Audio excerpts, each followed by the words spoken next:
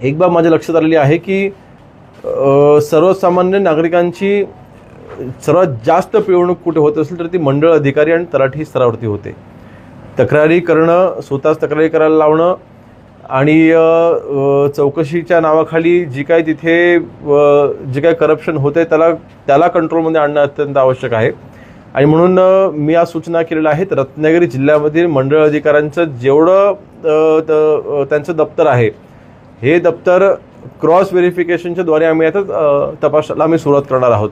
म्हणजे खेडमधल्या असल्या मंडळ अधिकाऱ्याकडे त्याचं जे दप्तर आहे ते लांजामधला एक जबाबदारी अधिकारी येईल आणि ते संपूर्ण त्याचं दप्तर तपासेल. म्हणजे पूर्णपणे चौकशी केली जाईल. अनियमितता असेल तर त्याच्यावरती तिथल्या तिथेच कारवाईचे आदेश आम्ही दिलेले आहेत.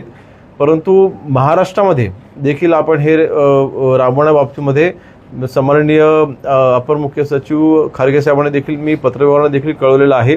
त्यांच्याबाबत हे राज्यामध्ये देखील राबवलं जाईल. परंतु याची सुरुवातच मी रत्नागिरी जिल्ह्यापासून करायचे आदेश हे मी आज दिलेले आहेत.